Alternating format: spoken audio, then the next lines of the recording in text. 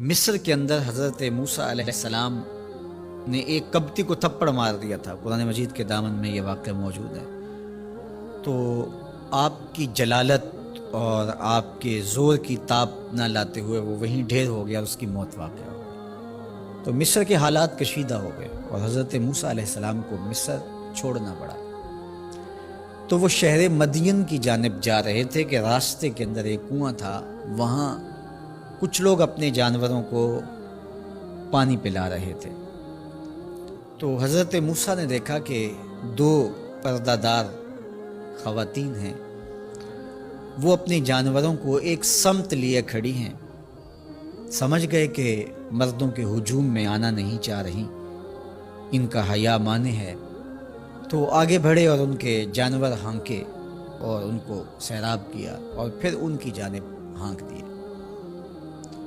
وہ واپس گئیں اور اپنے والد بزرگوار سے کہا کہ ایک سال نوجوان جس کی آنکھوں میں شرم و حیا تھا، اس نے ہمارے ساتھ یہ مہربانی کی۔ تو ان کے والد گرامی نے کہا کہ جاؤ اس کو بلا کے لاؤ۔ قرآن مجید میں اس کا ذکر کیا گیا، فجاءتہ احداہما تمشی علی استحیاء، ان میں سے ایک خاتون حیا میں سمٹی ہوئی حاضر ہوئی۔ اس نے کہا کہ ہمارے والد گرامی آپ کو بلاتے ہیں، آپ نے ہمارے ساتھ جو مہربانی کی ہے اس کا وہ اجر دینا چاہتے ہیں۔ تو حضرت موسیٰ علیہ السلام ان کے ساتھ چلے گئے، اور جب گئے تو یہ گھر تھا حضرت شعیب علیہ السلام کا، اور یہ صاحبزادیاں حضرت شعیب علیہ السلام کی تھیں۔ تو اس خاتون کا شرم و حیا کے ماحول میں حضرت موسیٰ علیہ السلام کو یہ کہنا اور چل کے اس انداز سے آنا، قرآن نے اس کی حکایت بیان کی ہے۔ تو خدا کو پسند ہے کوئی خاتون حیا کے ماحول میں آئے تو اللہ اس کی آمد کو اور اس کے آنے کو قرآن کا عنوان بنا دیتا ہے اور قرآن کی حکایت بنا دیتا ہے کہ جو خاتون حیا کے جوہر کی مالکہ ہو وہ اللہ کو کتنی اچھی لگتی ہے۔ اللہ اکبر۔ حضرت نبی اکرم صلی اللہ علیہ وآلہ وسلم کا فرمان حیا کے حوالے سے، الحیاء من الایمان، حیا ایمان سے ہے۔ تو جتنے بھی ایماندار لوگ ہیں وہ پھر حیا کے جوہر سے مزین ہوں گے، مالا مال ہوں گے۔ آپ دیکھ لیجئے سب سے بڑے ایماندار تو میرے اور آپ کے آقا مولا ہیں، اور حضور کمواری لڑکی سے زیادہ حیادار تھے۔ باقی حضور کے اصحاب دیکھ لیجئے، ان کا حیا، اور حضور کی ازواج مطہرات کا حیا دیکھیے۔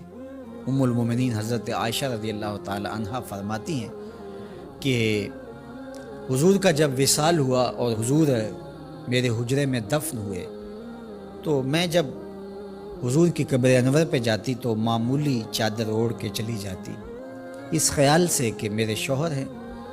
پھر حضرت ابو بکر صدیق رضی اللہ تعالیٰ عنہ کا وصال ہوا تو وہ بھی ساتھ دفن ہو گئے، تو میں پھر بھی اسی حالت میں جاتی اور میں سوچتی کہ ایک میرا شوہر ہے اور دوسرا میرا والد ہے۔ کہا پھر حضرت عمر رضی اللہ تعالیٰ عنہ کا انتقال ہوا اور وہ بھی ساتھ مدفون ہوئے۔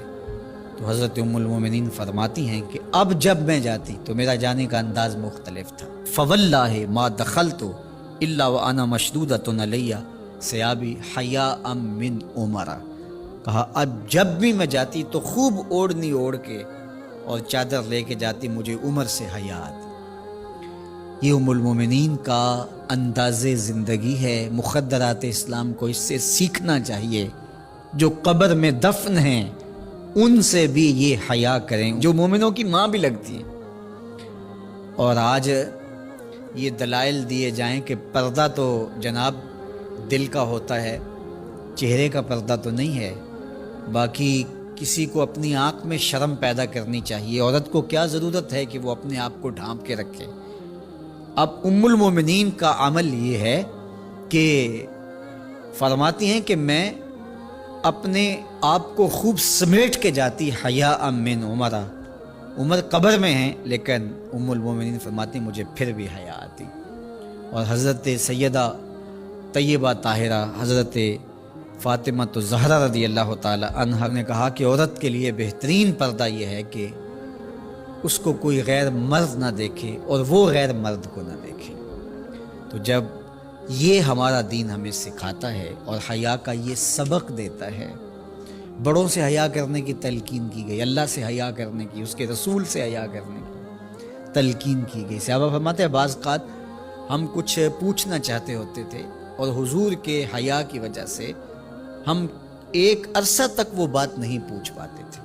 آج دادا کے سامنے بچے جس طرح بات کرتے ہیں اور جس طرح بچوں سے حیا کا جوہر ختم ہو گیا ہے اور اس کو وہ تہذیب نو کا کرشمہ سمجھتے ہیں اور جدید دور کی کرامت سمجھتے ہیں، یہ دور جدید کی کرامت نہیں ہے، یہ جاہلیت ہے۔